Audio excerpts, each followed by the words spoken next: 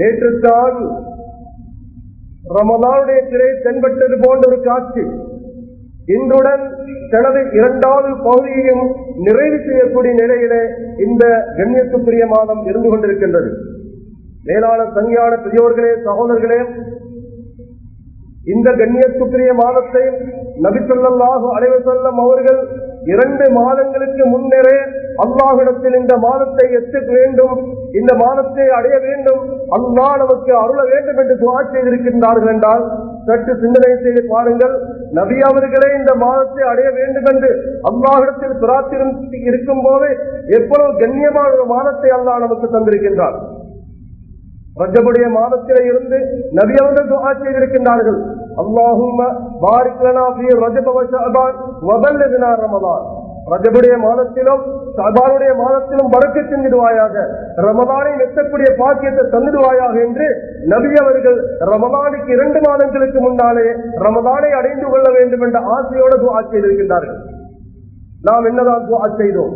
அல்லாஹ் சுப்ஹானஹு வ தஆலா சங்கியான இந்த மாதத்தை அடையக்கூடிய பாக்கியத்தை நமக்கு தந்திருக்கின்றான், அல்ஹம்துலில்லாஹ். ஆனால் ஒரு பாக்கியசாலி மனிதன் யார் என்று சொன்னால், உண்மையிலே ஒரு புத்திசாலி யார் என்று சொன்னால், சங்கியான இந்த மாதத்தை ஒரு செகண்டும் வீணாக்காமல் அல்லாஹுக்கு பொருத்தமான அமல்களில் ஈடுபட்டு இந்த ரமலானுடைய முழுமையான அருளையும் பாக்கியத்தையும் பெற்றுக் கொள்ளக்கூடிய ஒரு மனிதனாக மாறிவிட்டால் அவன் தான் உண்மையான ஒரு பாக்கியசாலி. காரணம் என்னவென்றால், எந்த மாதத்துக்கும் எக்காலத்துக்கும் கொடுக்காத ஆகப்பெரிய கண்ணியத்தை, ஆகப்பெரிய மரியாதை அல்லாஹ் ஜல்ல ஜலாலுஹு இந்த சங்கியான மாதத்துக்கு கொடுத்திருக்கின்றார். சற்று சிந்தனை செய்து பாருங்கள். இந்த மாதத்திலே அடியார்கள் செய்யக்கூடிய அமல்களுக்கு அல்லாஹ் எவ்வளவு பெரிய நன்மைகளை கொடுக்கின்றான். ஏனைய எந்த காலத்துக்கும் இந்த நன்மைகளை எவராலுமே அடைந்து கொள்ள முடியாது. நாளைக்கு சவ்வாலுடைய திரை தென்பட்டதுக்கு பின்னால் ரமலானை போன்று நாம் விழுந்து விழுந்து அமல் செய்தாலும் ரமலானில் பெற்றுக்கொண்ட பாக்கியத்தை நிச்சயமாக நாம் அடைந்து கொள்ளவே முடியாது. பெரியார்களே, சகோதரர்களே, உதாரணத்துக்கு எடுத்துக் கொள்ளுங்கள். ரமலானுடைய மாதத்திலே ஒரு பரலான இபாதத்தை செய்தால், ஒரு ஜுமாவுடைய தொழுகை, ஒரு முஹருடைய தொழுகை, ஒரு அஸருடைய தொழுகை, ஒரு பரலான இபாதத் செய்தால் சுப்ஹானல்லாஹ், ஏனைய காலங்களில் அந்த பரலான இபாதத்துக்குரிய நன்மைதான் கிடைப்பதை ஒழிய வேற ஒன்று மனுக்கு கிடைக்க மாட்டாது. ஆனா அதே பரலான இபாதத்தை இந்த ரமலானுடைய காலத்தில் செய்வதனால் 70 தடவை அந்த அமலை செய்த நன்மை அவன் பெற்றுக் கொள்கின்றான் என்றால் சுப்ஹானல்லாஹ், சற்று சிந்தனை செய்து பாருங்கள். எவ்வளவு பெரிய பாக்கியசாலிகளாக நாம் இருக்கின்றோம். எந்த அளவுக்கு நாம் அமல்களை முன்னேற வேண்டியிருக்கின்றது. ஒரு சுன்னத்தான இபாதத், ஒரு நல்ல காரியத்தை சங்கியான இந்த ரமலானுடைய மாதத்தில் செய்தால் ஒரு பரலான அந்தஸ்தை நாம் பெற்றுக் கொள்கின்றோம். அது மட்டுமல்ல, நோன்பு பிடிக்கின்ற மனிதனுக்கு அல்லாஹ் கொடுக்கக்கூடிய கண்ணியங்கள் ஆரம்பம் தொட்டு இதுவரைக்கும் கேட்டுக்கொண்டுதான் நம்ம மேலான சங்கியான பெரியார்களே, சகோதரர்களே, மிகுதம் இருக்கக்கூடிய நாட்களையாவது நாம் அல்லாஹுக்கு பொருத்தமான அமைப்பிலே அந்த நாட்களை கழிக்க வேண்டும் என்பதற்காக வேண்டி மீண்டும் ஒரு முறை ஞாபகப்படுத்துகின்றேன். நோன்பாளியுடைய ஒவ்வொரு அசைவும் இபாதத்துக்கு தான். நோன்பாளியுடைய ஒவ்வொரு அசைவும் இபாதத். அவருடைய மூச்சு தஸ்பீஹ் என்றார்கள், அவருடைய தூக்கம் இபாதத் என்றார்கள். அவருடைய வாயிலிருந்து வரக்கூடிய வாடையை கூட அல்லாஹ் வீணாக்குவதில்லை. அந்த வாடை கூட அஸ்யபு இன்தல்லாஹி மின் ரீஹில் மிஸ்க், கஸ்தூரி வாசனை விட நறுமணமிக்கின்றார்கள். எந்த காலத்துக்கு இந்த பாக்கியம் கிடைக்க போகுது?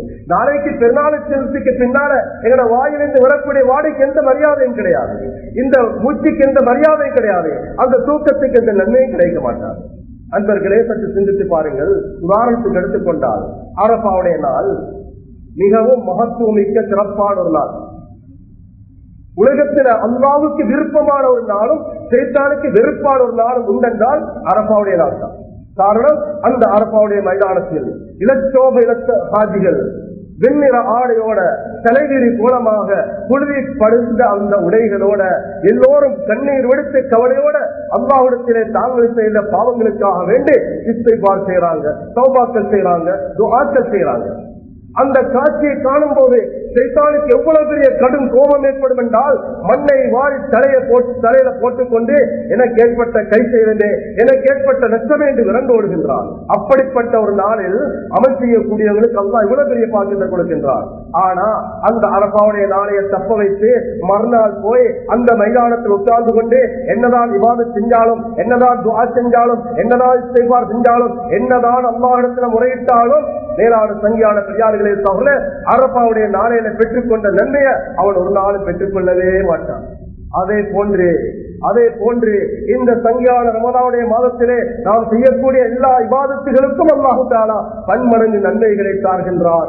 ஆனால் நாளைக்கு ஷவ்வாலுடைய பிறை தென்பட்டதற்கு பின்னால் ரமதானை போல நாம் விழித்திருந்த அமல் செஞ்சாலும், குர்ஆன் ஓதினாலும், இஹ்திகாஃப் இருந்தாலும், என்னதான் இருந்தாலும் ரமதானில் பெற்றுக் கொண்டவைகளை ஒரு நாளும் நம்மால் பெற்றுக் கொள்ளவே முடியாது.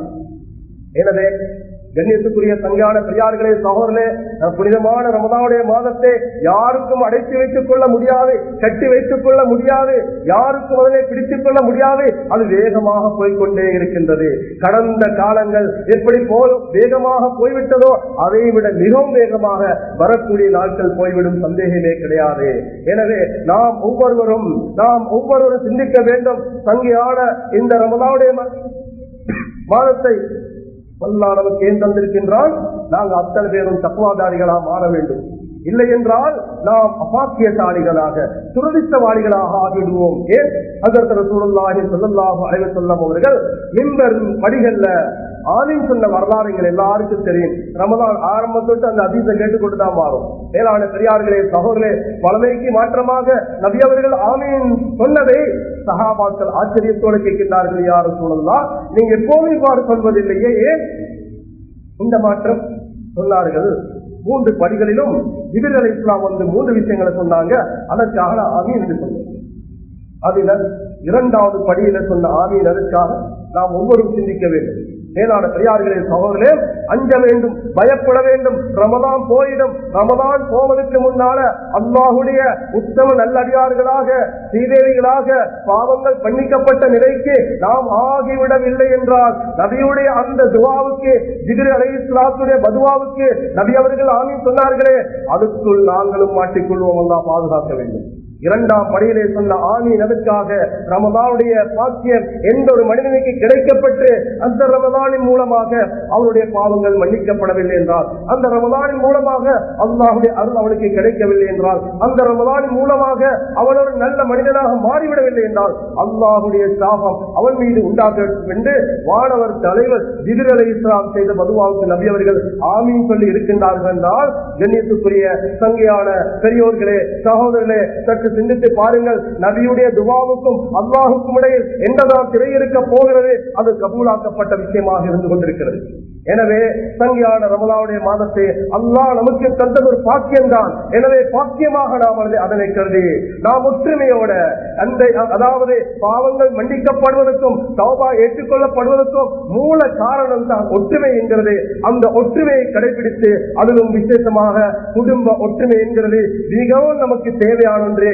அந்த அடிப்படையில் ஒற்றுமையோடு இந்த காலத்தை விவாதத்தோடு கழித்துட்டோம் என்றால் நிச்சயமாக நாம் அனைவரும் பாக்கியசாலிகள் ஆகிவிடுவோம். இந்த வருடம் போகட்டும், வந்தது போகட்டுமே, அடுத்த வருஷம் நாங்கள் அமல் செய்வோம் என்று யாரும் நினைக்காதீங்க. கடந்த வருடம் இதே போன்று நினைத்தவர்கள் இன்று நம்முடன் இல்லாமல் இருக்கிறது. எனவே வரக்கூடிய வருடம் நாம் அடைவோம் என்பதில் யாருக்கு என்ன உறுதி இருக்கின்றது? எனவே வந்திருக்கின்ற அவகாசத்தை சந்தர்ப்பத்தை பயன்படுத்திக் கொண்டு அல்லாஹுக்கு பொருத்தமான அடியார்களாக மாறுவதற்கு நாம் முயற்சிக்க வேண்டும். மேலான கண்ணியத்துக்குரிய சங்கையான பெரியோர்களே சகோதரர்களே, சங்கையான இந்த ரமதானுடைய மாதம் ஷஹ்ருல்லா என்று சொல்லப்பட்டிருக்கிறது. ஷஹ்ருல் ஸப்ர், ஷஹ்ருல் குர்ஆன், ஷஹ்ருல் முபாரக், ஷஹ்ருல் முஸாவாத் என்று எத்தனையோ பல பெயர்கள் கொண்டதாக இந்த மாதம் இருந்து கொண்டிருக்கின்றது. இந்த மாதத்திலே எத்தனையோ பல சிறப்புகள் இன்னும் இருக்கின்றது. சங்கையான இந்த ரமதானுடைய மாதத்திலே ஒரு இரவு இருக்கின்றது.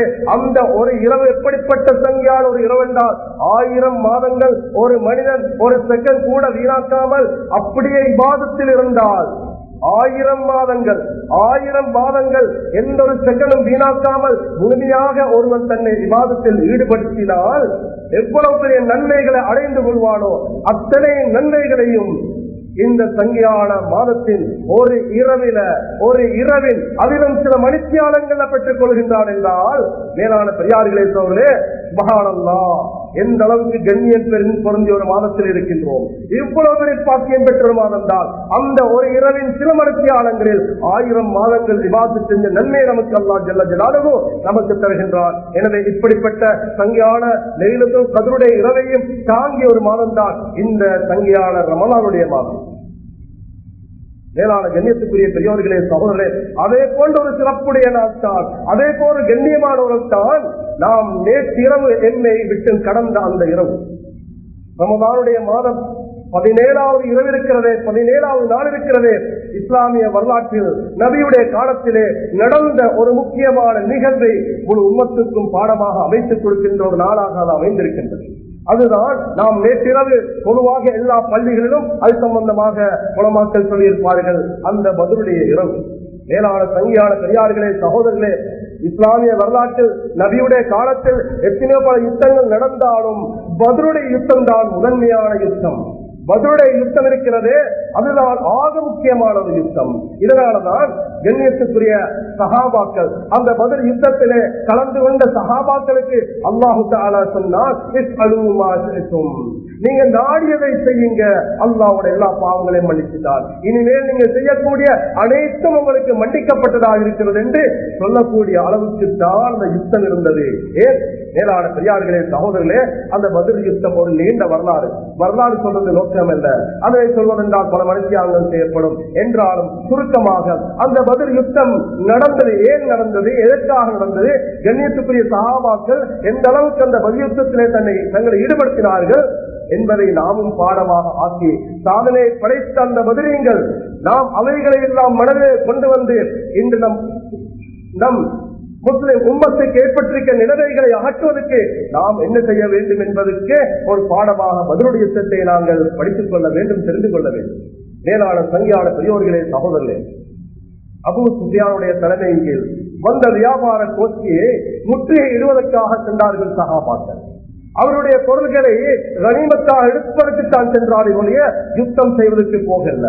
ஆனா அபூ சுஃபியானோ யுத்தத்திற்கு தான் முஸ்லிம்கள் வந்திருக்கின்றார்கள், இதனை மக்காவுக்கு போய் செல்ல வேண்டும் என்று எண்ணத்தோட அவன் கடல் மார்க்கமாக சென்று அங்கிருந்த மக்காவிலே இருந்த அபூஜஹலிடம் போய் விஷயத்தை சொல்ல, அபூஜஹல் என்ன செய்கின்றான், முஸ்லிம்கள் யுத்தத்துக்கு தயாராகிவிட்டார்கள், விடக்கூடாது, நாமும் யுத்தம் செய்ய வேண்டும். ஏன் நமக்கு பலம் இல்லையா, சக்தி இல்லையா, ஆள் பலம் இருக்கிறது, ஆயுத பலம் இருக்கிறது, எல்லா சக்திகளும் நம்மிடத்தில் இருக்கிறது என்று பெரிய ஒரு கூட்டத்தை திரட்டினார். சுப்ஹானல்லாஹ், அந்த அபூஜஹலின் தலைமையில் திரட்டப்பட்ட அந்த 1000 பேர் கொண்ட அந்த படைக்கலம் பத்ரை நோக்கி வந்து கொண்டிருந்தது. மேலான சங்கியான பெரியார்களை தவிர நீண்ட வரலாறு. அந்த வரலாறின் மத்தியிலே வருகிறது, அபூ லஹப் இருக்கின்றானே, அவன் கோழையாகிவிட்டான். அவன் கூட அந்த யுத்தத்திலே கலந்து கொள்ளவில்லை. காரணம், அவனுக்கு தெரியும் அந்த யுத்தத்தில் கலந்து கொண்டால் நிச்சயம் காபிர்களுக்கு தோல்வி ஏற்படும். அவனுக்கு பதிலாக இன்னொருவரை பிடிச்சு அனுப்பினான். அதே நேரத்தில் உமையா பின் கலப் இருக்கின்றானே, ஆக படுமோசமான ஒரு காபிர், அவன் கூட தனக்கு பதிலாக இன்னொரு அனுப்ப முயற்சி செய்தான். ஆனா அபூஜஹல் விடவில்லை, நீனும் கலந்து கொண்டுதான் ஆக வேண்டும். காரணம், சஅத் இப்னு முஆத் ரலியல்லாஹு அன்ஹு அவர்கள் மதீனாவில் இருந்து மக்காவுக்கு உம்ராவுக்கு போன நேரத்தில் இந்த உமையாவை சந்தித்து சொன்னால் நிச்சயமாக ஒன்னே அவர்கள் கொலை செய்து விடுவார்கள். யார்? முஸ்லிம்கள். இந்த வார்த்தையை அவன் நம்பி இருந்தான். இந்த வார்த்தையுடைய யகீன் உள்ளத்தில் இருந்தது. அவன் அந்த யுத்தத்தை கலந்து கொள்ளாமல் பார்த்தான். என்றாலும் அல்லாஹ்வுடைய முடிவு, அவனுடைய சாவு அந்த மைதானத்தில் இருக்கின்றது. எனவே அவரும் தயாராகிவிட்டார். அந்த பதிர்களம் அங்கே எல்லோரும் ஒன்று கூடிவிட்டார்கள். சங்கியான பெரியார்களே, சகோதரர்களே, அல்லாஹ் ஜல்ல ஜலாலுஹு இந்த பத்ர் யுத்தத்தை பற்றி ஒரு ஆழ்ந்த பல இடங்கள்ல சொல்லியிருக்கின்றார். அந்த யுத்தத்திலே அந்த காவிரிகள் வரும்போது சும்மா வரவில்லை, 1000 பேர் கொண்ட படைகளோட அந்த காவிரிகள் பத்ர் யுத்தத்திலே கலந்து கொள்கிறார்கள். 1000 பேர்கள் மட்டுமல்ல, அவர்களிடத்திலே எல்லா விதமான பலங்களும் இருந்தது, எல்லா சக்திகளும் இருந்தது. 700 ஒட்டகங்கள், 100 குதிரைகள், 600 கவசங்கள், இப்படிப்பட்ட எல்லா ஆயத்தங்களோடு அவர்கள் வருகின்றார்கள். மேலான சங்கையான பெரியார்களே சகோதரர்களே, வரும்போது ஆடல்களோட பாடல்களோடு அவர்கள் பதில் களத்தை அடைகின்றார்கள்.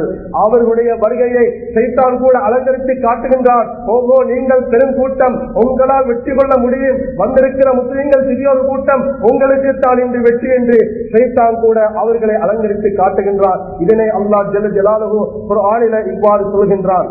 وَإِذْ زَيَّنَ لَهُمُ الشَّيْطَانُ أَعْمَالَهُمْ وَقَالَ لَا غَالِبَ لَكُمْ الْيَوْمَ مِنَ النَّاسِ وَإِنِّي جَارٌ لَكُمْ. அவன் சொல்கிறான், நிச்சயமாக அந்த சைத்தான் அவர்களுக்கு கொடுத்த வாக்கு என்ன தெரியுமா? இன்று நீங்க தான் வெற்றி கொள்ள போறீங்க. வக்கால லா காலிபலக்கும், இன்று உங்களை மிகைக்க யாரும் இருக்க முடியாது, நீங்க தான் வெற்றியாளர்கள். எனவே உங்களுக்கு பக்கத்தில் நானும் இருக்கின்றேன், நானும் கூடவே இருக்கின்றேன், யுத்தம் செய்யுங்கள் என்று சைத்தான் தூண்டுகின்றான். அது மட்டுமல்ல, அந்த சைத்தானுக்கு உதாரணம் அல்லாஹ் குர்ஆனில் சொல்கின்றான். சைத்தான் எப்படிப்பட்டவன் தெரியுமா? அவன் ஆரம்பத்தில் நல்லதைத்தான் காட்டுவான், பின்னால நல்லதை காட்டி யுரீது பிஹில் பாத்தில், பாத்திலத்தான் நாடுகின்றான், மக்களை வழியெடுக்கத்தான் பார்க்கின்றான். எப்படி என்றால் அல்லாஹ் ஜல்ல ஜலாலுஹு அந்த சைத்தானுக்கு ஒரு உதாரணம் சொல்கின்றான். கமதலி ஷைத்தான், சைத்தானை போலதான். சைத்தான் என்ன சொல்கின்றான்? இது காலலில் இன்சானை போரும். ஒரு மனிதனை பார்த்து சொல்கின்றான், நீ காபிராகிவிடு, குஃபருடைய வேலை செய், இஸ்லாத்துக்கு மாற்றம் செய், நீ சொல்லாதே, நோவு பிடிக்காதே, நீ மாற்றமான காரியங்களை செய், நீ மதுபானத்தை பாவி, நீ விபச்சாரத்தை செய், நீ திருடு, இப்படியாக சைத்தான் ஒரு மனிதனை பார்த்து சொல்கின்றான். ஆனா பலம்மா கஃபர, அந்த குஃப்ருடைய வேலைய, அந்த மோசமான வேலைய அந்த மனிதன் செய்யும் வரைக்கும் சைத்தான் தூண்டிக் கொண்டே இருப்பான். ஆனா மனிதன் அதனை செய்துவிட்டால் அதுக்கு பின்னால சைத்தான் என்ன தெரியுமா சொல்லுவான்? இன்னி பரீஉம் மின்க, உன்னை விட்டு நான் தூரமாகி விடுகின்றேன். இன்னி பரீஉம் மின்க, நான் உன்னை விட்டு நான் ஓரமாகி விடுகின்றேன், ஒதுங்கி விடுகின்றேன். காரணம் இன்னி அகாஃபுல்லாஹ ரப்பல் ஆலமீன், நான் ரப்ப பயப்படுகின்றேன், அல்லாஹ்வை பயப்படுகின்றேன் என்று சைத்தான் அவருடைய செயல் பிடித்தான் இருக்கும். கெட்ட காரியத்தை சைத்தான் தூண்டிக் கொண்டே இருப்பான், நல்ல காரியமாக அதனை அவன் அலங்கரித்து காட்டிக்கொண்டே இருப்பான். மனிதன் எப்ப அந்த சைத்தானுக்கு வழிபட்டு அந்த சைத்தானுடைய வேலையை செய்ய ஆரம்பிக்கின்றானோ உடனே சைத்தானுக்கு ஏற்பட்ட சந்தோஷம், என்னை பரியும் மின்க, நான் உன்னை விட்டு ஒதுங்கியவன், நான் அல்லாஹ்வை பயப்படுகின்ற ஒதுக்கொள்கிறான். சரியான பெரியார்களே சகோதரர்களே, இதுதான் சைத்தானுடைய வேலை. அந்த பதில் களத்திலையும் அந்த காதுகளுக்கு சைத்தான் இதனைத்தான் அலங்கரித்து காட்டினான். நீங்களோ 1000 பேர் கொண்டவர்கள், 700 ஒட்டகங்கள் இருக்கிறது, 600 கவசம் இருக்கிறது, இதே போல 100 குதிரைகள் இருக்கிறது, எல்லா விதமான ஆள்பலமும் ஆயுதபலம் உங்கள்கிட்ட இருக்கிறது. போங்க, அதோ பாருங்க, அந்த ஏழை முஸ்லிம்களை பாருங்க, எதிர்த்திசையில இருக்கக்கூடிய அந்த கண்ணியத்துக்குரிய சஹாபாக்களை பார்த்து சொல்கிறான், அந்த ஏழை முஸ்லிம்களை பாருங்க, ஒன்றுமே இல்ல, அவன் ஆள்பலம் இல்ல, ஆயுதபலம் இல்ல, அவங்கள்ட்ட இருந்த நபர்களோ கிட்டத்தட்ட 313 பேர்கள் தான். அதிலேயும் முஹாஜிரீன்கள் 86 பேர்கள், மற்றவர்கள் அன்சாரிகள். மேலான பெரியார்களே சகோதரர்களே, அந்த சஹாபாக்களத்தில் இருந்த ஆயுதங்கள் பெரிசாக ஒன்றுமே இருக்கல்ல. அதாவது 8 வாள்கள் இருந்துச்சு, 70 ஒட்டகங்கள், 5 குதிரைகள், இது போன்ற சில 6 கவசங்கள், இது போன்ற கொஞ்சம் ஆயுதங்கள். வெளி தோற்றத்தில் எந்த ஏற்பாடும் இருக்கவில்லை. பத்ர் யுத்தத்தில் கலந்து கொள்வதற்காக வேண்டி சஹாபாக்களை ரசூலுல்லாஹ் அதாவது சத்தியம் செய்யும் போது சொல்கின்றார்கள், இப்ப பெரிய திட்டங்கள் போடுவதற்கு நேரம் இல்லை, அந்த காவிரிகள் திரண்டு வந்து விட்டார்கள், நாங்களும் போக வேண்டியிருக்கிறது. எனவே எவரிடத்தில் எந்தெந்த வாகனம் இருக்கிறதோ அந்த வாகனத்தை பயன்படுத்தி உடனடியாக தயாருங்கள். ஏன், மதீனாவில் இருந்து கிட்டத்தட்ட 200 கிலோமீட்டருக்கு அங்கால போக வேண்டியிருக்கிறது. அந்த இடத்துக்கு சொன்னார்கள், தயாராகுங்கள். சுப்ஹானல்லாஹ். மேலான சங்கையான பெரியார்களே சகோதரர்களே, இப்பொழுது அந்த பத்ர் மைதானத்தில், அந்த பத்ர் பள்ளத்தாக்கில் 2 கூட்டமும் ஒன்று சேர்கின்றார்கள். இப்பொழுது காவிர்கள் பார்க்கின்றார்கள், இந்த முஸ்லிம்கள் இது யுத்தத்துக்காக வந்திருக்கிறார்கள், அவனுடைய எண்ணம் எப்படி போய்விட்டது? அவன் மதுவிலையும் மாதிலையும் மூழ்கி கிடந்தவனுக்கு என்னதான் அல்லாஹ்வுடைய உதவியை பற்றி அவனுக்கு விளங்க முடியும்? அவன் வெளித்தோற்றத்தை பார்க்கின்றான். வெளித்தோற்றத்தை பார்க்கும் போது முஸ்லிம்கள் எந்த ஏற்பாடும் இருக்கவில்லை. சங்கையான பெரியார்களே சகோதரர்களே, அதுல ஒருவன் சொல்கின்றான், இந்த முஸ்லிம்களை எனக்கு மாத்திரம் கொண்டு போட்டுடலாம், எனக்கு மாத்திரம் இவரை அழித்து விடலாமே, இப்படிப்பட்டவர்களோடு யுத்தம் செய்யவா என்று கிண்டலாக கூட கேள்வி கேட்கின்றான். கண்ணியத்துக்குரிய சங்கையான பெரியார்களே சகோதரர்களே, அல்லாஹ் ஜல்ல ஜலாலுடைய ஏற்பாடோ வேற. அந்த மைதானத்தில் இடத்திலே ஒன்று கூடி இரவிலே அந்த ரசூலுல்லாஹி ஸல்லல்லாஹு அலைஹி வஸல்லம் அவர்களும் கண்ணியத்துக்குரிய சஹாபாக்களும் ஒன்று கூடி அவர்கள் ஆலோசனை செய்கின்றார்கள். அந்த பதிலே இஸ்லாத்துக்கு கிடைத்த ஆக பெரிய வெற்றி நபி அவர்கள் நடந்து கொண்ட சில விதங்கள் தான். அதுல ஒன்றுதான் மசூரா. அன்பான பெரியார்களே அவர்களே, பதிலுடைய யுத்தத்துக்கு முன்னாலும் சஹாபாக்கள் மசூரா செய்தார்கள், பின்னாலும் மசூரா செய்திருக்கிறார்கள். எனவே அன்று செய்த மசூராவில ஒரு சஹாபி சொல்கிறார்கள், அல்லாஹுடைய தூதரே, நீங்கள் நாளைக்கு நடைபெறக்கூடிய யுத்தத்தில கலந்து கொள்வதற்கு நீங்கள் முன்னேறி செல்ல வேண்டாம், உங்களுக்காக வேண்டி ஒரு கூடாரத்தை நாங்கள் அமைப்போம், தாங்கள் அங்கிருந்து கொண்டு எங்களுக்கு ஆலோசனை சொல்லிக் கொண்டே இருங்கள் என்று சொல்ல மசூரா அடிப்படையில் முடிவெடுக்கப்பட்டு அந்த இடத்திலே ஒரு மஸ்ஜித் கட்டப்பட்டிருக்கிறது. அந்த மஸ்ஜித் அரீஸ் என்று சொல்லப்பட்டிருக்கிறது. இன்று கூட போனவர்கள் நாமும் அந்த இடத்திலே சொல்லிவிட்டு வந்திருக்கின்றோம். இன்று கூட பதிலுக்கு போனவர்கள் அந்த மஸ்ஜிதிலே சொல்லிவிட்டு வருகின்றார்கள். மேலான சங்கையான கண்ணியத்துக்குரிய பெரியார்களே சகோதரர்களே, அந்த சந்தர்ப்பத்திலே நபி அவர்கள் சஹாபாக்களிடம் மசூரா கேட்கிற நேரத்திலே அவங்க அன்சாரி சஹாபியை சேர்ந்தவங்க அவங்க சொல்கிறார்கள், யா ரசூலல்லாஹ் இம்லி லனா இம்லி லிமா அமரக்கல்லாஹ், அல்லாஹ்வுடைய தூதரே, அல்லாஹ் ஜல்ல ஜலாலுஹு என்ன கட்டளை இடுகின்றாரோ அதனை தாங்கள் நிறைவேற்றுங்கள். வல்லாஹி அல்லாஹ்வின் சத்தியமாக நாம் சொல்கிறோம், லா நகூலு லக கமா காலத்து பனூ இஸ்ராயில், பனூ இஸ்ராயில்கள் சொன்னதை போல உங்களுக்கு நாங்கள் சொல்ல மாட்டோம். மூசா அலைஹிஸ்ஸலாத்துக்கு அந்த பனூ இஸ்ராயில்கள் சொன்னார்களே அது போல நாங்க சொல்ல மாட்டோம். பனூ இஸ்ராயில்கள் மூசா அலைஹிஸ்ஸலாத்தை பார்த்து என்ன சொன்னாங்க? எதிராக யுத்தம் செய்கின்ற நேரத்தில் அந்த பனூ இஸ்ராயில்கள் என்ன சொன்னாங்க? அந்த சொன்னாங்க, மூசாவே நீங்களும் ரப்புக்கை யுத்தம் செய்யுங்க, இன்னா ஹாஹுனா காயிதூன், நாங்க எல்லாரும் இங்க உட்கார்ந்து இருப்போம், நாங்க எல்லாரும் இங்க உட்கார்ந்து இருப்போம், நீங்கள் ஒரு ரப்புக்கு உங்க யுத்தம் செய்யுங்க என்று அந்த பனூ இஸ்ராயில்கள் மூசா அலைஹிஸ்ஸலாத்துக்கு சொன்னது போல அல்லாஹ்வுடைய தூதரே நாங்க உங்களுக்கு சொல்ல மாட்டோம், அதுக்கு மாற்றமாக நாங்க உங்களுக்கு சொல்வோம், வலாக்கின் இதுக அந்த ரப்புக்கு ஃபகாத்திலா, அதாவது நீங்களும் ஒரு ரப்பும் சேர்ந்தா ரப்புடைய உதவியை கொண்டு நீங்க யுத்தம் செய்யுங்க, இன்னா மஅகுமா முகாத்திலூன், நாங்களும் உங்களோட இருப்போம் கடைசி மூச்சு வரைக்கும். எந்த அளவுக்கு என்றால் வல்லாஹி லவ் சிர்த இலா பர்குல் கிமாத், பர்குல் கிமாத் என்று சொல்லக்கூடிய அந்த இடம் வரைக்கும் எங்களை போக சொன்னாலும் கூட நாங்க போவோம். எந்த அளவுக்கு என்றால் இந்த கடலை தாண்டி நீங்கள் போக சொன்னாலும் கூட அதுக்கும் நாங்கள் தயாராக இருக்கின்றோம் என்று கண்ணியமிக்க சஹாபாக்கள் நபியவர்கள் உற்சாகப்படுத்துகிறார்கள். மேலான கண்ணியத்துக்குரிய சங்கையான பெரியார்களே சகோதரே, அந்த பத்ர் யுத்தம் நாளைக்கு நடைபெறும் இருந்தால் அன்று இரவில்லா சஹாபாக்களும் இருந்து அல்லாஹ்விடத்தில் அழுது தொழுது துஆ செய்கின்றார்கள். ஹஜ்ரத் ரசூலுல்லாஹி ஸல்லல்லாஹு அலைஹி வஸல்லம் அவர்களும் எதிர்த்திசையை பார்க்கின்றார்கள். மனிதன் அல்லவா, எதிர்த்திசையை பார்க்கும் போதே ஒரு விதமான அச்ச உணர்வு, காரணம் எல்லா விதமான பலங்களோட எல்லா விதமான சக்திகளோடு அவர்கள் வந்திருக்கின்றார்கள். ஸல்லல்லாஹு அலைஹி வஸல்லம் அவர்கள் அல்லாஹ்விடத்தில் ஆயுதத்தை இறக்க வேண்டும் அல்லது அணு ஆயுதங்கள் தேவை, குண்டுகளை இறக்கிவிடு என்று நபி அவர்கள் துஆ செய்யவில்லை. மாறாக உடனே சிந்தில வீழ்கின்றார்கள், அழுது அழுது கேட்கின்றார்கள், யா அல்லாஹ் யா அல்லாஹ் யா ரப் இன் துஹ்ரிக் ஹாதிஹில் இஸாபா, யா அல்லாஹ் இந்த சிறிய கூட்டம், இந்த முக்கியமான சஹாபாக்கள், இஸ்லாத்தின் ஆரம்ப தியாகிகள் வந்திருக்கின்றார்கள், சுமார் 313 பேர்கள். யா அல்லாஹ் இந்த சின்ன கூட்டம் நாளைக்கு நடைபெற இருக்கின்ற யுத்தத்தில இவர்கள் ஷஹீதாகி விட்டார்கள் என்றால் நாளைக்கு இந்த பூமியில அல்லாஹ் சொல்லக்கூடியவங்க யாருமே இருக்க மாட்டாங்க. எனவே உன்னுடைய வாக்கனை நிறைவேற்றியா அல்லாஹ், உன்னுடைய உதவியை நிறைவேற்றி சொல்லி அழுது துஆ செய்கின்றார்கள். சுப்ஹானல்லாஹ். அது அபூபக்கர் சித்திக் ரலியல்லாஹு வாராங்க, நபி ஸல்லல்லாஹு அலைஹி வஸல்லம் அவங்கள தோல்ல இருந்த சால்வை கூட கீழே விழுந்து விட்டது. சால்வையை தூக்கி நபி அவர்கள் தூக்கி விட்டு சொல்கிறார்கள், அல்லாஹ்வுடைய தூதரை யுத்தத்துக்கு தயாராகுவோம், வானத்திலிருந்து அல்லாஹ்வுடைய உதவி வந்து கொண்டிருக்கிறது, அல்லாஹ் ஜல்ல ஜலாலுஹு வாக்களித்து விட்டார், உங்களுக்கு நான் உதவி செய்வேன். வானத்திலிருந்து மலாய்க்காமார்கள் ஆரம்பத்தில் 1000, அதுக்கு பின்னால் இன்னொரு 1000, கிட்டத்தட்ட 3000 மலாய்க்காமார்கள். சுப்ஹானல்லாஹ். எத்தனையோ யுத்தகலங்கள் நடந்தது நபியுடைய வரலாற்றில். ஆனால் எல்லா யுத்தங்களிலும் மலக்குமார்கள் வந்திருக்கின்றார்கள், யுத்தம் செய்யவில்லை. மலக்குமார்கள் யுத்தம் செய்து வரலாறு படைத்த ஒரு யுத்தம் என்றால் அது பத்ருடைய யுத்தம் மாத்திரம்தான். 1 2 அல்ல, 3000 மலாய்க்காமார்களை ஆரம்பத்தில் அல்லாஹ் இறக்கி வைத்தார். அல்லாஹ் நாடி இருந்தால் பின்னால் சொல்கின்றான், தேவை என்றால் இன்னும் 5000 மலக்குமாரிகளை நாங்கள் இறக்கி வைப்போம் என்று அல்லாஹ் சொல்கின்றார். ஆனா நிபந்தனை என்ன? அல்லாஹ் அடிக்கடி சொல்கின்றார், லஅல்லக்கும் தத்தகூன், லஅல்லக்கும் தத்தகூன், நீங்க தக்வாவுடையவர்களாக மாறிவிட வேண்டும். இறையச்சம் உள்ள, பயபக்தி உள்ள, அல்லாஹுடைய உதவிக்கு நிபந்தனை என்னது? அடியார்கள் அல்லாஹ் பக்கம் திசையை திருப்ப வேண்டும். சகோதரர்களே, பெரியார்களே, எதிர் திசையில ஆண்பலம் இருந்தது, ஆயுத பலம் இருந்தது, எல்லா சக்திகளும் இருந்தது. ஆனா அல்லாஹ்வுடைய பார்வை அதுல இருக்கல்ல. அல்லாஹ்வுடைய பார்வை இந்த 7 சஹாபாக்களின் பக்கம் இருந்தது. எந்த அளவுக்கு அவரிடத்தில் ஆண்பலம் இருந்ததோ அதை விட பன்மடங்கு தொழுகையுடைய பலம் இந்த சஹாபாக்களில் இருந்தது.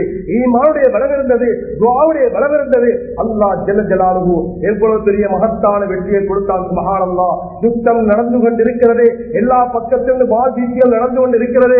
ஒரு சஹாபி சொல்கிறாரே, என்னுடைய கையில இருந்த ஒரு சிறு ஆயுதத்தை எடுத்துக்கொண்டு ஒருவருடைய களத்தை வெட்டுவதற்கு முன்னேறி செல்கின்றேன். என்ன ஆச்சரியம், என்னை அறியாமலேயே அவருடைய களத்து கீழே விழுந்து விடுகிறது.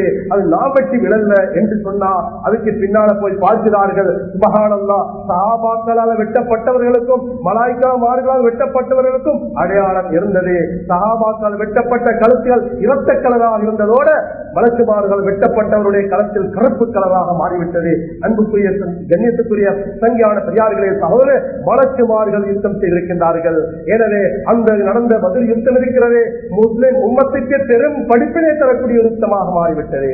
கிட்டத்தட்ட சுமார் 70 காபிர்கள், சுப்ஹானல்லாஹ், 70 முக்கியமான இஸ்லாத்துடைய பரம விரோதிகள், அபூ ஜஹல், உத்பா, ஷைபா, ரபியா, உமையவின் கலப் போன்ற முக்கியமான குறைசி தலைவர்கள், முக்கியமான குறைசி காவிர்கள் எல்லோரும் அந்த யுத்த களத்திலே மாண்டு மடித்து செத்து விட்டார்கள். அன்புக்குரிய கண்ணியத்துக்குரிய சங்கியான பெரியார்களை சொல்ல, எந்த பலத்தை கொண்டு முஸ்லிம்களுக்கு அல்லாஹ் வெற்றியை கொடுத்தான்? எதிர் திசையிலே இருந்தவர்களும் எல்லா பலமும் இருந்தது. வெளி தோற்றத்தை பார்க்கும் போது அவர்கள் தான் வெற்றி கொள்வார்கள் என்பது போன்றது காட்சி. ஆனால் அல்லாஹ் அதனை பார்க்கவில்லை. அல்லாஹ் உள்ளத்தை பார்க்கின்றான், அல்லாஹ் ஈமானை பார்க்கின்றான், அல்லாஹ்வுடைய நம்பிக்கை பார்க்கின்றான், தக்வாவை பார்க்கின்றான். மாபெரும் வெற்றி அல்லாஹ் நசீபாக்கினார். அன்று நடந்த அந்த யுத்தம் தான் இஸ்லாமிய வரலாற்றில் நடந்த ஆக முக்கியமான யுத்தம். ஆனா முஸ்லிம்களுக்கு ஏற்பட்ட சேதம் என்ன? முஸ்லிம்கள் கிட்டத்தட்ட சுமார் 14 சஹாபாக்கள் மாத்திரம்தான் ஷஹீதாக்கப்பட்டார்கள். ஷஹீதாக்கப்பட்டவர்களுக்கு கூட நபி ஸல்லல்லாஹு அலைஹி வஸல்லம் பஷாரத் சொன்னாங்க சுவர்க்கத்தை கொண்டு. இன்று கூட அந்த பதில் சுஹதாக்கள் அடங்கப்பட்டிருக்கிற இடம் அங்கு போனால் பார்க்கலாம். சஹாபாக்களுடைய கபர்கள் அங்கே இருக்கின்றது. மேலான சங்கியான பெரியார்களை சொல்ல சற்று சிந்தனை செய்து பாருங்க. ரமதானுடைய மாதம் நோம்ப பிடித்து கொண்டு அந்த கண்ணியத்துக்குரிய சஹாபாக்கள் எந்த ஏற்பாடும் இல்லாமல் அந்த மாபெரும் யுத்த களத்தில் கலந்து கொண்டு முக்கியமான காவிர்களை எல்லாம் வெட்டி தள்ளிவிட்டார்கள் என்றால் அந்த சஹாபாக்கள் இருந்த அந்த ஈமானுடைய பலம் என்ன, சக்தி என்ன, சற்று சிந்தித்து பாருங்கள். மேலான சங்கியான பெரியார்களே, சகோதரர்களே, அந்த ரப்புல் இஸ்ஸத் அல்லாஹ் ஜல்ல ஜலாலுஹு இன்றும் நம்மோடு இருக்கின்றார், இன்றும் எங்களோடு இருக்கின்றார். நாம் ஒன்றை சிந்தித்து பார்க்க வேண்டும், ஒன்றை நாம் யோசிக்க வேண்டும். இன்று முஸ்லிம் உம்மத்துக்கு ஏற்பட்டிருக்கின்ற நிலைமைகளை நாம் மேலான பெரியார்களே சகோதரர்களே, கண்ணியத்துக்குரிய சஹாபாக்கள் அந்த பதில் யுத்தத்தில் நடந்து கொண்ட விதங்களை நாங்களும் அவ்வாறு நடந்து கொண்டோம் என்றால் சாதனை படைத்த சஹாபாக்கள் எதனை கொண்டு சாதனை படைத்தார்கள் நாமும் கொஞ்சம் தெரிந்து கொண்டு அதன்படி எமது வாழ்க்கை அமைத்துக் கொண்டோம் என்றால் நிச்சயமாக நமக்கும் இன்று கண்ணியம் கிடைக்கும், நமக்கும் மரியாதை கிடைக்கும். இல்லை என்றால் நாமும் அந்த காதுகளை போல ஆள் பலத்திலும் ஆயுத பலத்திலும் நாம் நம்பிக்கை கொண்டோம் என்றால் ஒரு நாள் இந்த உம்மத்துக்கு அல்லாஹ் வெற்றியை தரவே மாட்டார். நிச்சயம் வெற்றி கிடைக்காத நண்பர்களே, பெரியார்களே, சகோதரர்களே, அந்த சஹாபாக்களுக்கு காணப்பட்ட முக்கியமான சிறப்பான அம்சங்களில் ஒன்றுதான் மசூராவுக்கு கட்டுப்படுகிறது. நபி ஸல்லல்லாஹு அலைஹி வஸல்லம் பத்ருக்கு முன்னாலேயும் மசூரா செஞ்சாங்க சஹாபாக்களும். பத்ருக்கு பின்னால யுத்த காலத்தில், அதாவது பத்ர் யுத்தம் நடந்ததுக்கு பின்னால கைதிகள் என்ன செய்யலாம் என்றெல்லாம் மசூரா செஞ்சிருக்கிறாங்க. எனவே தலைமைத்துவத்துக்கு கட்டுப்படக்கூடிய உம்மத்தாக நாம் மாறிவிட வேண்டும். நாம் கட்சிகளால், இயக்கங்களால், மொழிகளால், நிறங்களால் வேறுபட்டிருக்கலாம். ஆனால் லா இலாஹ இல்லல்லாஹ் என்ற கலிமாவின் கீழ் அனைவரும் ஒன்றுபட்டவர்கள் மறுக்க முடியாது. ஒரே திசை திபிலா, ஒரே தொழுகை, ஒரே ஜக்காத்து, ஒரே நோன்பு, ஒரே அமல்கள் செய்யக்கூடிய நாங்க மேலான பெரியார்களே சகோதரர்களே, இஸ்லாத்துக்கு ஏதாவது துன்பம் வேண்டா, இஸ்லாத்துக்கு ஏதாவது துரோகம் வேண்டா, இஸ்லாத்துக்கு ஏதாவது எதிர்கட்சியில் வருவண்டா நாம் அத்தனை பேரும் ஒன்று கூட வேண்டும். படைத்த ரப்புக்கு முன்னால நாம் அனைவரும் துஆ செய்ய வேண்டும். எல்லோரும் தலைமைத்துக்கு கட்டுப்பட்டு மசூரா அடிப்படையில் நாம் அந்த அமல்களை செய்து கொள்ள வேண்டும். அதே நேரத்தில் நம்மளுக்கு இருக்க வேண்டிய ஆகப்பெரிய சக்தி என்னது? தொழுகையுடைய சக்தி இருக்க வேண்டும், துஆவுடைய பலம் இருக்க வேண்டும், ஈமானியத்துடைய சக்தி, தக்வாவுடைய சக்தி. எந்த அளவுக்கு அந்த சஹாபாக்களிடத்தில் இந்த சக்திகள் இருந்ததின் காரணமாக பெரும் வெற்றிகளை அடைந்து கொண்டார்களோ அதே அடிப்படையில எங்களோட வாழ்க்கையிலும் அப்படியான சக்திகள் இருக்க வேண்டும். அதே போல கண்ணியத்துக்குரிய சங்கியான பெரியார்களே, சகோதரர்களே, துஆ இருக்கிறது ஆகப்பெரிய ஆயுதம். துஆ தான் ஸல்லல்லாஹு அலைஹி வஸல்லம் சொன்னாங்க, அத்துஆ இந்த உம்மத்துடைய ஆகப்பெரிய ஆயுதம் அணு ஆயுதங்கள் அல்ல, அணு குண்டுகள் அல்ல, ஏவுகணைகள் அல்ல. இந்த உம்மத்துடைய ஆகப்பெரிய ஆயுதம் துஆ என்றார்கள். நபி அவர்கள் அன்று செய்த துஆ பதிலுடைய மைதானத்திலே, யா அல்லாஹ் இன் துஹ்லிக் ஹாதிஹில் இஸாபா, இந்த கூட்டம் கொலை செய்யப்படுமா இருந்தால் நாளைக்கு அல்லாஹ் சொல்லக்கூடிய பூமியில யாருமே இருக்க மாட்டாது. எனவே உன்னுடைய வாக்கனை நிறைவேற்றி உன்னுடைய உதவியை இறக்கி என்று கேட்ட துஆ தான் கபூலாகி விட்டது. மேலாளர் கண்ணியத்துக்குரிய சங்கியான பெரியார்களை தவிர, எனவே நம்மிடத்தில் இருக்க வேண்டிய அடுத்த அம்சம் துஆ இருக்க வேண்டும். அதே போல நாம் அதாவது எல்லா சந்தர்ப்பங்களிலும் எங்களோட உள்ளங்கள் தெளிவுபட்டதாக இருக்க வேண்டும். வேற்றுமையோடு நாம் இருக்கக்கூடாது. வேற்றுமை உணர்வோடு இருந்தோம் என்றால் நிச்சயமாக நாங்கள் தோல்வி அடைந்து விடுவோம், சந்தேகம் இல்லை. ஆளுக்கால் பிரிந்து கொண்டு ஆளுக்கால் சண்டைப்படுத்திக் கொண்டு நீ அதை இது என்று சொல்லி எனக்கு மத்தியில் பிளவுகளை ஏற்படுத்திக் கொண்டோம் என்றால் இந்த உம்மத்துக்கு வெற்றியை கிடைக்க மாட்டாது. அல்லாஹ் ஜல்ல ஜலாலுஹு தெளிவாக குர்ஆனில் சொல்கின்றார், லா தஹினு வலா தஹ்ஸனு வ அன்துமுல் அலூன் இன் குன்தும் முஃமினீன். நீங்க கவலைப்படவாடா, கோழைகளாக ஆகிவிட வேண்டாம். நீங்க கவலைப்படக்கூடாது, நீங்க சஞ்சலப்படக்கூடாது, கோழைகளாக மாறிவிடக் கூடாது. நிச்சயமாக அன்துமுல் அலூன், நீங்க தான் உயர்ந்தவங்க, நீங்க தான் சிறந்தவங்க, நீங்க தான் கண்ணியமானவங்க. ஆனா நிபந்தனை என்னது, கருத்து என்னது, நீங்க உண்மையான முஸ்லிம்களாக இருக்கணும், உண்மையான மூமின்களாக இருக்கணும், உண்மையான தத்துவாதாரிகளாக இருக்கணும். அப்படி இருந்தீங்கண்டா நிச்சயமாக அல்லாஹ் உங்களுக்கு தான் வெற்றியை தருவார். எனவே அன்புக்குரிய எண்ணித்துக்குரிய சகோதரர்களே, பெரியார்களே, இன்று எங்கு பார்த்தாலும் முஸ்லிம் உம்மத்துக்கு எவ்வளவு பெரிய கஷ்டங்கள் துன்பங்கள் கொடுக்கப்படுகிறது. அநியாயம் செய்யப்பட்ட சமுதாயமாக நாங்கள் இன்றைக்கு மாறிவிட்டோம். நிச்சயமாக தஅவத்துல் மظلوم, அநியாயம் செய்யப்பட்டது துஆ அல்லாஹ் திரை என்று ஏற்றுக் கொள்கிறார். எனவே நாங்கள் அநியாயம் செய்யப்பட்டவர்கள் தஅவத்துல் சாயிலா யுரது, நிச்சயமாக நோன்பாளிய துஆ அது கட்டப்பட மாட்டாது. 7 வானங்களுக்கு மேலாக அல்லாஹ் கபூல் செய்ய காத்துக் கொண்டிருக்கின்றார். எனவே இந்த காலத்தை நாங்கள் பயன்படுத்திக் கொள்வோம், ரமலானுடைய காலத்தை பயன்படுத்திக் கொள்வோம், முஸ்லிம்களுடைய வெற்றிக்காக நாம் பயன்படுத்திக் கொள்வோம். எல்லா சந்தர்ப்பங்களும் அல்லாஹ்விடத்தில் இறங்குவோம், துஆ செய்வோம். நிச்சயமாக ரப்புல் இஸ்ஸத் அன்று பதில கொடுத்த வெற்றியை நிச்சயமாக இந்த உம்மத்துக்கு தருவார்.